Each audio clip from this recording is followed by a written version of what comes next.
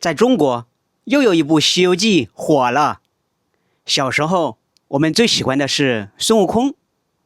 等我們長大了，我們成年人最喜歡的卻變成了豬八戒。為什麼呢？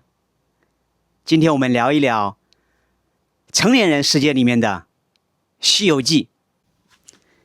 你們好，我是 Edward， 我會用真實生活裡面的普通話幫你們學習中文，也更好的了解中國文化。剛才我戴了一個孫悟空的面具，我手裡還拿了一個孫悟空的玩具。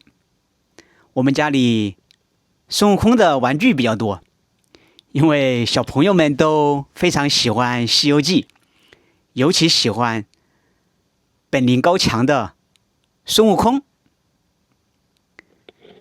最近呢，在中國的互聯網社交媒體上，有一部新的《西遊記》火出圈了，走紅了，大家都非常喜歡看他們的直播。這個直播的名字叫26版《西遊記》。在直播間裡面，有4個演員在一個小樹林裡面演繹現代版的《西遊記》故事。大家有興趣可以去上網搜一下看看，非常的搞笑。但是呢，我不建議大家用来學習中文，因為這個直播裡面用了非常多的網絡梗，就是網絡上的流行語 Internet slang， 很難聽懂。如果你平時沒有聽說過的話，而且它的字幕呢也有很多的錯誤。如果大家想用《西遊記》來學習中文，我還是推薦你們去看拼音版本的改編過的《西遊記》，因為原版的《西遊記》小說是用古代的文字寫的嘛，還是有點難懂的。1982年，中國拍了一個《西遊記》的電視劇。這部電視劇尤其對我們80後、90後影響非常深，因為在80年代、90年代，看電視是我們當時唯一的娛樂方式。我們那個時候在小學嘛，每年的寒假、暑假，電視上都會重播《西遊記》的電視劇。每一次的寒暑假，我們都會樂此不疲的看《西遊記》，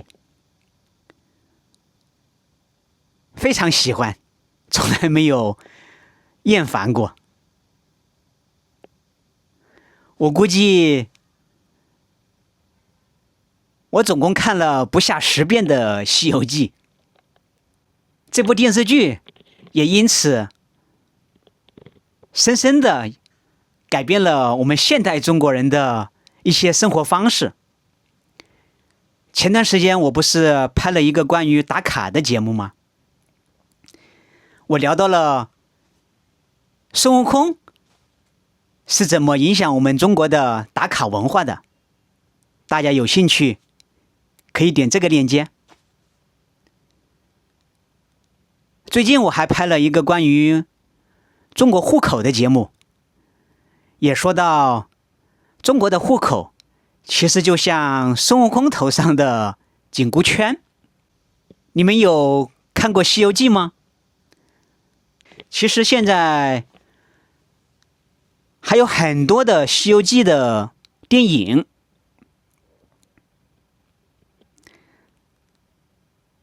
也歡迎大家在評論區一起討論我們喜歡的《西遊記》。其實《西遊記》是根據唐朝的歷史來改編的。唐朝人很喜歡佛教嘛。唐朝的和尚唐三藏、唐玄奘去到印度求取佛经。當然，唐僧的4個徒弟，還有那麼多妖魔鬼怪，都是小說虛構出來的。對了，我突然想到還有一部電影，也是和唐朝，也是和佛教有關，也非常的經典。這個電影的名字叫《少林寺》，你們看過嗎？也非常的好看，推薦給你們。小時候，我們特別喜歡看《西遊記》。當我們長大以後，當我們去到社會上工作了以後，突然有一天，我發現《西遊記》其實是一部現實主義的批判作品，是一部諷刺作品。如果你們看過《西遊記》，我問你們一個問題：你們知道在《西遊記》裡面，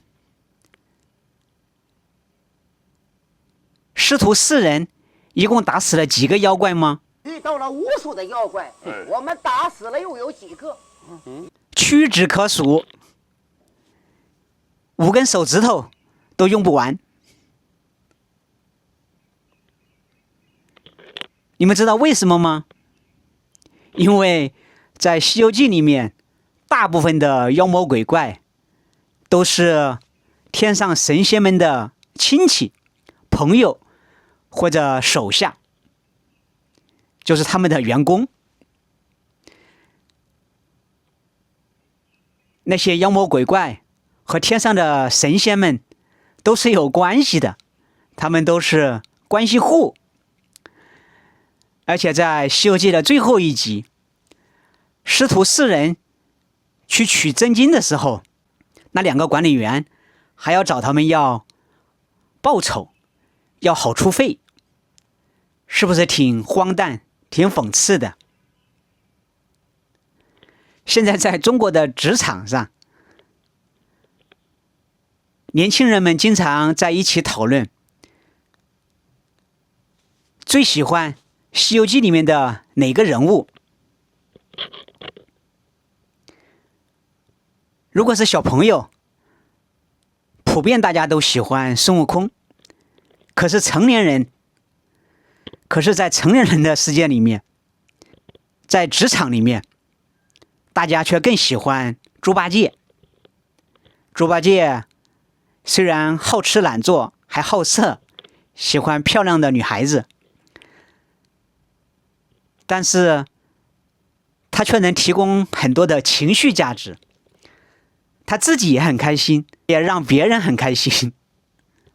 當然也有一部分人喜歡沙和尚，因為他辛勤工作，從不埋怨。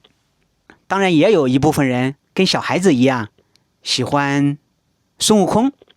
在成年人的世界裡面，雖然大家喜歡的人物各不相同，但是有趣的是，大家最不喜歡的人物卻都非常一致，那就是唐僧。因為唐僧很無能，領導無方，而且在團隊裡面總是那個幫倒忙的人。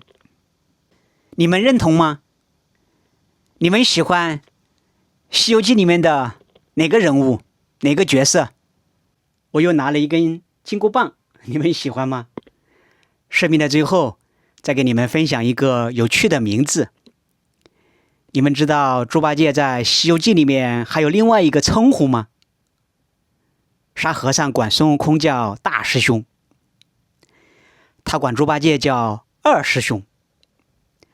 所以下次如果你來到了中國，看到一家飯店，